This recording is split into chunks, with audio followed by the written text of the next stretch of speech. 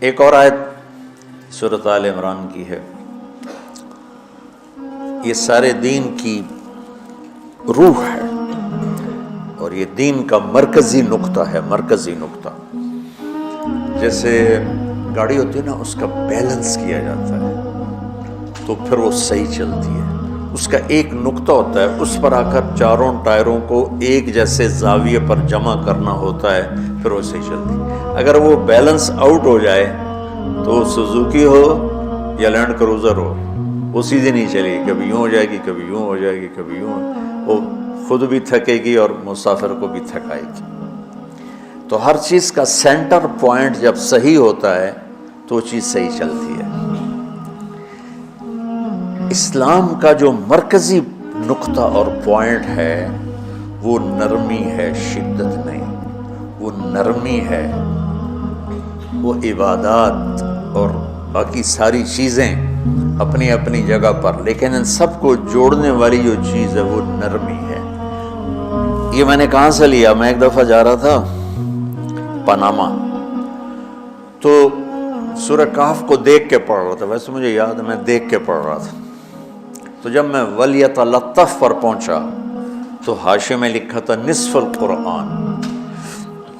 تو میں ایسی تھوڑی دیر سوچ میں پڑا کہ یہ اللہ تو قادر ہے، یہاں کوئی لفظ لا سکتے تھے اللہ تعالیٰ، یہ کیوں لائے وَلْيَتَلَطَّفْ؟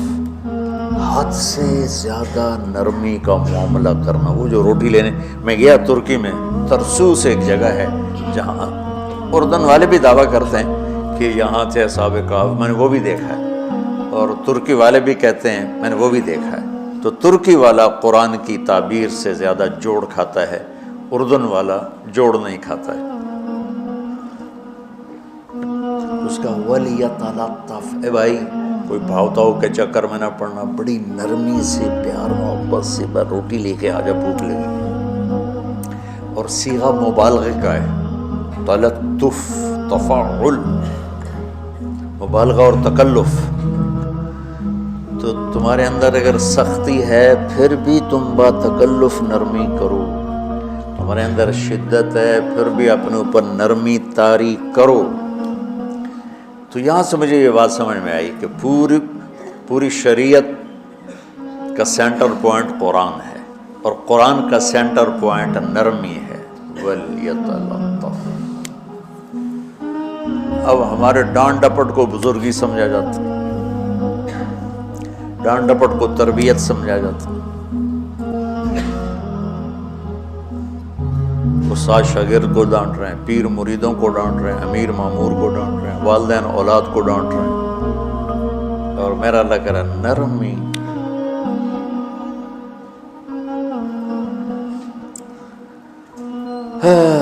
اب آیت سنو، یہ بات سمجھ میں آ گئی؟ اب آیت سنو، اللہ تعالیٰ فرما رہا ہے اپنے محبوب سے، فَبِمَا رَحْمَةٍ مِّنَ اللَّهِ لِنْتَ لَهُمْ وَلَوْ كُنْتَ فَظًّا غَلِيظَ الْقَلْبِ لَانفَضُّوا مِنْ حَوْلِكَ فَاعْفُ عَنْهُمْ وَاسْتَغْفِرْ لَهُمْ وَشَاوِرْهُمْ فِي الْأَمْرِ فَإِذَا عَزَمْتَ فَتَوَكَّلْ عَلَى اللَّهِ إِنَّ اللَّهَ يُحِبُّ الْمُتَوَكِّلِينَ۔ لِنْتَ لَهُمْ بِرَحْمَةِ اللَّهِ، یہ ہونا چاہیے جو نحو کا قاعدہ، فعل پہلے ہوتا ہے اس کے متعلقات بعد میں ہوتے ہیں۔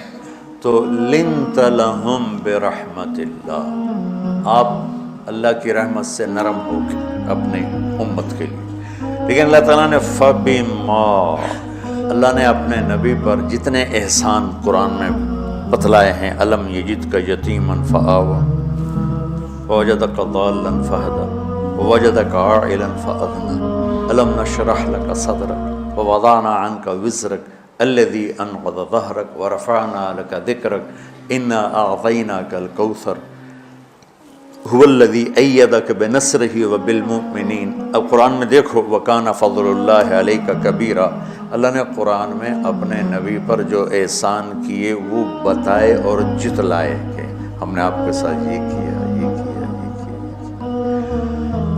یہ احسان جیسے اللہ نے بتایا ہے نا اپنے نبی کو، یہ احسان نرمی والا، جس طریقے سے بتایا اس طریقے سے کسی احسان کو ذکر نہیں کیا. فَبِمَا، میرے ہاتھوں کو دیکھو. ہم جب کہتے ہیں بہت بڑا، اس سے آگے تو ہمارے ہاتھ نہیں جاتے نا. تو میرا ایک بھتیجا تھا تو دیر سے بولا، جب وہ گاڑی پہ ہوتا تو ہم کہتے کس چیز پر آئے ہو، تو وہ یوں یوں کرتا، اور جب وہ بس پہ آتا تو کہتا ایسے ایسے کرتا، ایسے کہ بھائی بس بڑی ہوتی ہے نا تو اس کا یوں اشارہ کرتا، اور گاڑی چھوٹی تو اس کا یوں اشارہ کرتا. تو فَبِمَا، یہ جو فَبِمَا رحمہ ہے نا، یہ زمین آسمان سے بھی باہر نکل گیا ہے، اور مشرق و مغرب سے پار ہو گیا، شمال جنوب سے پار ہو گیا، فوق تحت سے پار ہو گیا. اللہ تعالیٰ فرما رہا ہے میرے محبوب میری اتنی بڑی رحمت آپ پر آئی جس کو آپ کے رب کے سوا کوئی نہیں جانتا، اور پھر آپ نرم ہو گئے، نرم ہو گئے. ان اللہ لا یعطی علی الرفق ما لا یعطی علی العنف. اللہ جو نرمی پہ دیتا ہے وہ سختی پہ نہیں دیتا. لو کان الرفق خلقا لما رأى الناس خلقا احسن منه. نرمی کی کوئی شکل ہوتی تو اس سے حسین کائنات میں کوئی شکل نہ ہوتی، جنت کی حور سے بھی اعلیٰ شکل ہوتی. وَلَوْ كَانَ الْعُنْفُ خَلْقًا لَمَا رَأَى النَّاسُ خَلْقًا أَبْغَضَ مِنْهُ. اور اگر بد اخلاقی کی، سخت مزاجی کی کوئی شکل ہوتی تو شیطان سے بھی زیادہ خوفناک ہوتی. امام اسماعیل رحمۃ اللہ علیہ بڑے علامہ گزرے ہیں اور قرآن کی بڑی خدمت کی ہے لغت کے لحاظ سے، تھے انتہائی بدصورت، کوڑا سیاہ اور حبشی ٹائپ. کہنے لگے زندگی میں کبھی دھوکہ نہیں کھایا سوائے ایک دفعہ ایک لڑکی نے مجھے ایسا بیوقوف بنایا کہ میرے 14 طبق روشن کر دیے کہ میں جا رہا تھا تو ایک خوبصورت لڑکی نے مجھے مسکرا کے اشارہ کیا. کہنے بھائی کوئی میرے اوپر بھی عاشق ہے، تو میں اس کے پیچھے چل پڑا. وہ آگے آگے میں پیچھے پیچھے، وہ آگے آگے میں پیچھے پیچھے. بازاروں میں چلتے چلتے ایک مصور کی دکان پہ پہنچے تو اس نے مصور سے یوں اشارہ کیا اور آگے چلی گئی. وہ آگے چلی گئی تو میں حیران ہو گیا. میں نے کہا بھائی یہ کیا چکر ہے؟ کہا جی یہ ایک بچی کل میرے پاس آئی تھی کہ مجھے شیطان کی فوٹو بنا کے دو.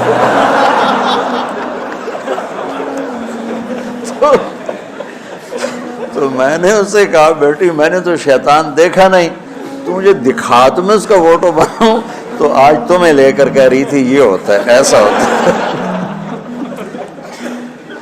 تو اگر سختی کی کوئی شکل ہوتی نا تو شیطان سے بھی بدصورت ہوتی. تو ہماری زندگیوں میں جو آئی ہیں نا رکاوٹیں، اس کا کوئی بڑا سبب نہیں ہے. یہ اسباب ہیں چھوٹے چھوٹے مل کے بڑے ہو. زبان کی شدت، بول کی شدت، نظر کی شدت، تانے تشنی، مار پٹائی، اس نے ہمارے رشتوں کو تار تار کر دیا. اور میں قربان جو میرا اللہ تعالیٰ کہہ رہا ہے لو كنت فظا غلیظ القلب، اگر آپ کی زبان میں شدت ہوتی، آپ کے مزاج میں شدت ہوتی، لانفضوا من حولک. انفضوا کا مطلب بتایا تھا نا کل پرسوں، بھگدڑ مچ جانا، پیچھے مڑ کے نہ دیکھنا. معلم محمد مصطفیٰ جیسے ہوں صلی اللہ علیہ وسلم، اور طلبہ اصحاب رسول جیسے ہوں.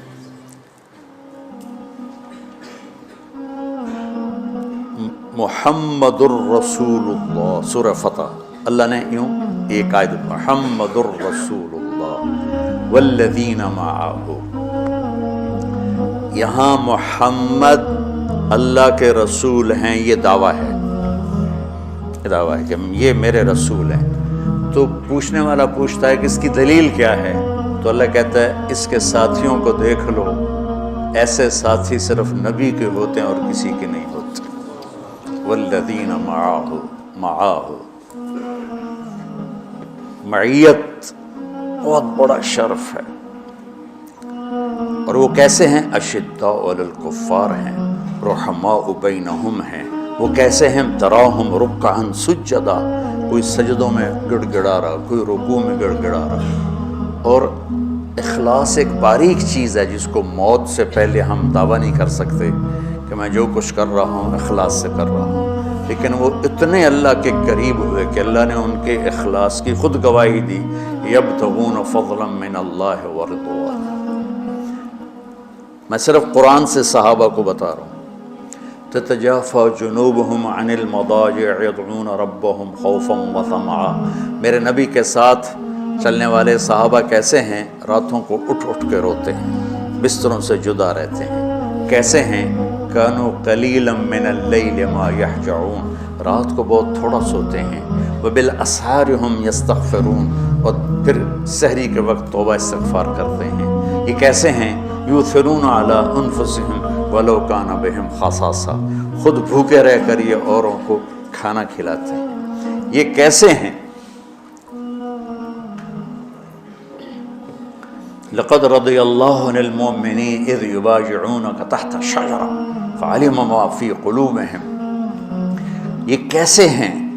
یہ قرآن صرف بتا رہا ہے کہ صحابہ، آخری بات درجہ بندی کی، لا یستوی منکم من انفق من قبل الفتح وقاتل۔ میرے محبوب، آپ کے صحابہ کے دو ہیں جماعتیں، ایک وہ ہیں جو فتح مکہ سے پہلے ایمان لائے، اور ایک وہ ہیں جو فتح مکہ اور اس سے آخر تک ایمان لائے۔ یہ جو بعد والے ہیں نا، یہ پہلے والوں کے برابر نہیں ہو سکتے، اللہ نے فرق مراتب رکھا ہے۔ لیکن ایک وعدہ میرا آپ کے ساتھ ہے، وہ کیا ہے؟ کلن وعد اللہ الحسنى، میرا وعدہ ہے آپ کے ہر صحابی کو جنت دوں گا، ہر صحابی کو جنت دوں گا۔ اور یہ پہلی جماعت ہے جن کی حمایت میں قرآن اترتا تھا۔ اور ایک عجیب آگے ایک لفظ قرآن کا، ایک لفظ، ایک آیت اتری، لا يستوي القاعدون من المؤمنین والمجاہدون فی سبیل اللہ۔ یہ آیت ایسے اتری جیسے میں نے پڑھا ہے کہ اللہ کے راستے میں جہاد کرنے والے اور گھر بیٹھنے والے برابر نہیں ہو سکتے۔ عبداللہ بن ام مکتوم نابینا صحابی ہیں، انہوں نے جب آیت سنی کہا یا اللہ یہ کیا کیا؟ وہ میں انا محتاج، میں کتوں جا کے جہاد کرنا ہے، میرے لیے تو گنجائش دے۔ سبحان اللہ، یہ کیسے لوگ تھے؟ جبریل دوڑے آئے اور وہی کیا لائے؟ ایک لفظ، صرف ایک لفظ کہ یا رسول اللہ، اللہ فرما رہے ہیں کہ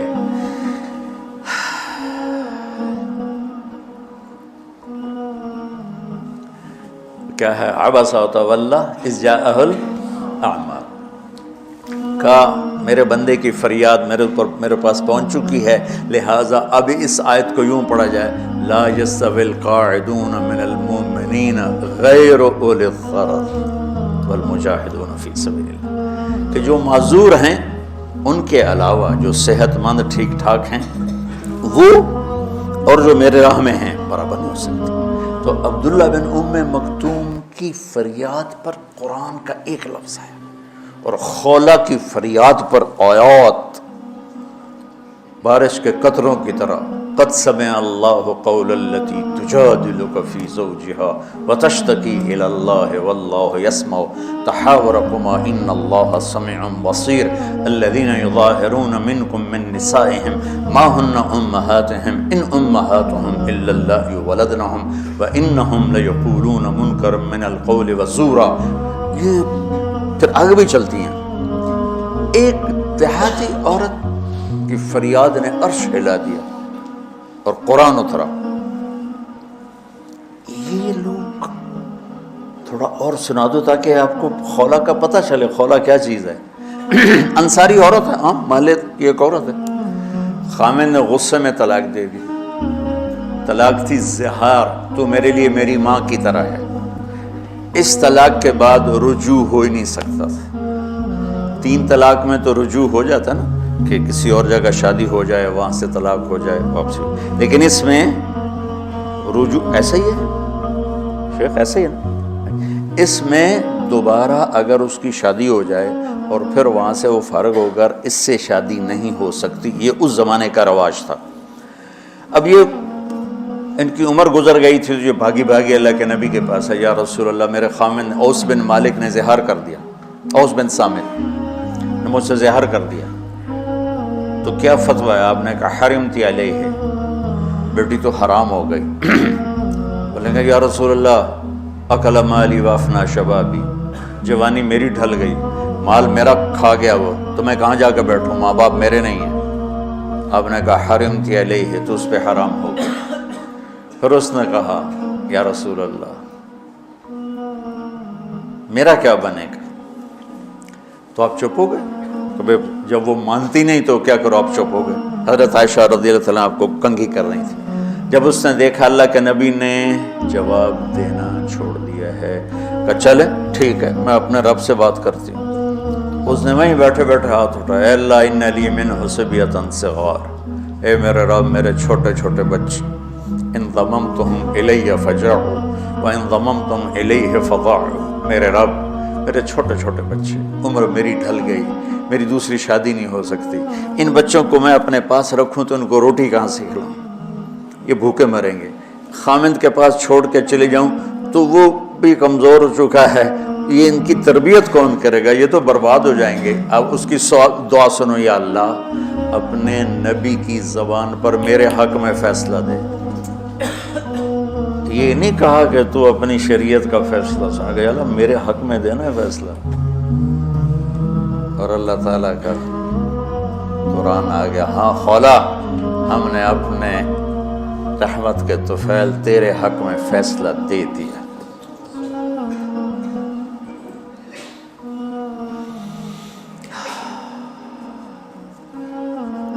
اتنے بڑے مقام کے لوگ، لفظ کیا آ رہا ہے، لن فضوا من حولی، یہ آپ کو چھوڑ کے بھاگ جاتے۔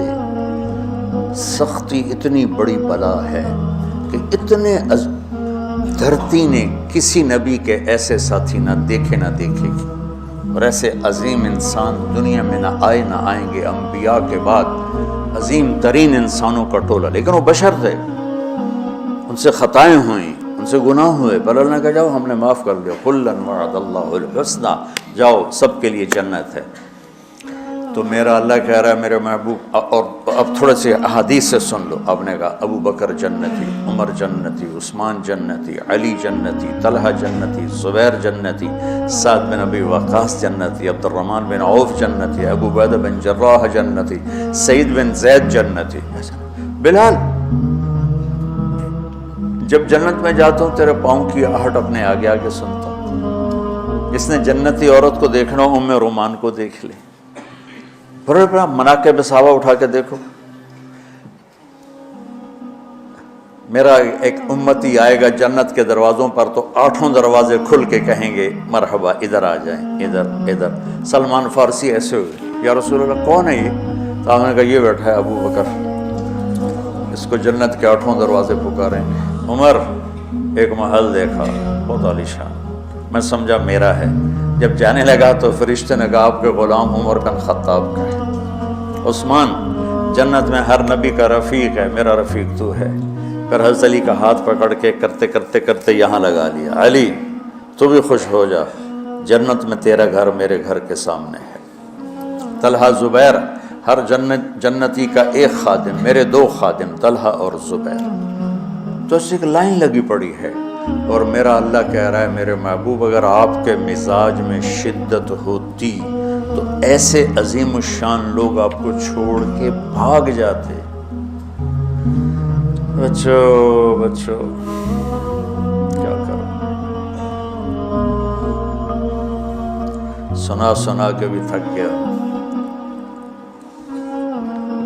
ایک بلبل ہے کہ ہے محو ترنم اب تک، اس کے سینے میں ہے نغموں کا تلاطم اب تک، قید موسم سے طبیعت رہی آزاد اس کی، کاش گلشن میں کوئی سمجھے فریاد اس کی۔ میں تو پچھلے 20 سال سے فریاد کر رہا ہوں، او بھائیو نرمی اختیار کرو، محبتیں اختیار کرو، نفرت ہو اختلاف کرو، نفرت تو نہ کرو۔ بیوی سے اختلاف ہو گیا ہے تو نفرت تو نہ کرو، بیوی کو خامن سے ہو گیا نفرت تو نہ کرو، بہن بھائیوں میں ہو جاتی اونچ نیچ، نفرت ہے تو نہ کرو، سلام دعا ختم۔ تو آپ فارغ ہونے والے ہو، یہ اسباق یاد رکھو گے تو آپ ہی کو فائدہ ہوگا انشاءاللہ۔ پھر جہاں جاؤ گے گلاب کے پھول کی طرح مہکو گے۔ چمن میں بہت سے پھول ہوتے ہیں، لیکن جہاں گلاب کھلا ہوتا ہے سب کی نظر وہیں جا کر ٹکتی ہے۔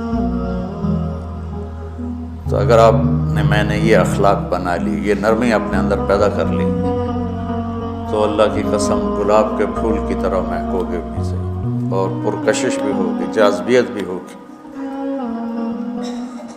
شکلوں کی کشش چند دنوں کے بعد ختم ہو جاتی، اخلاق کی کشش موت تک باقی رہتی۔ جو اس روٹی کی طلب موت تک ختم نہیں ہوتی، باقی چیزیں آدمی کہتا ہے یار گوشت بڑا کھا لیا، دال بناؤ، بھنڈی کھا لی اب توری بناؤ، لیکن روٹی ایسی ہے اسے کوئی کسی دن جاتا ہے روز ہی روٹی، روز ہی روٹی، کو اس طرح اندر رچ پچ گئی۔ ایسے اچھے اخلاق روٹی کی طرح ہیں، ان کی طلب کبھی ختم نہیں ہوتی۔ تو ہمارے علمی حلقے ہوں، دیندار حلقے ہوں، ان سب میں شدت پائی جاتی، ہر درجے کی شدت۔ تم بیچ میں ایک موم بن کے جاؤ، لوہا بن کے نہ جاؤ، موم بن کے جاؤ، اور سارے رشتوں کی تلخیوں کو اپنے پی جا، ایام کی تلخی کو بھی ہنس کے ناصر، غم کے سہنے میں بھی قدرت نے مزہ رکھا ہے۔ تلخیوں کو پینا سیکھو، زبان کو بند کرنا سیکھو، اور پھر مسکرانا سیکھو، اور نرمی کا سلوک سیکھو، جو میرے نبی کی سب سے عالی شان صفت فَبِمَا رَحْمَةٍ مِّنَ اللَّهِ۔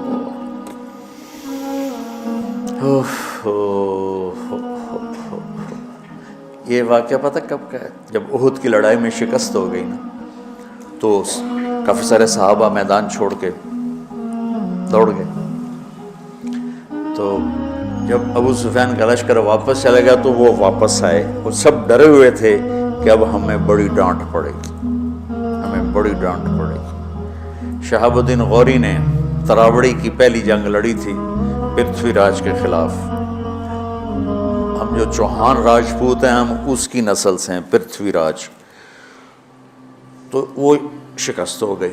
تو جن افغانی سرداروں نے دوڑ لگا دی تھی نا، اس نے سارا سال ان کے منہ کے اوپر نہ توبڑے چڑھا دیے تھے، بوجھا نہیں ہوتا، بوجھا سیکھ ان کے منہ پہ چڑھا دیا تھا، پورا سال ان کے منہ پہ وہ بوجھے لگے رہے کہ یہ وہ ہیں جو بھاگ گئے تھے۔ بادشاہ تو یوں کرتے ہیں۔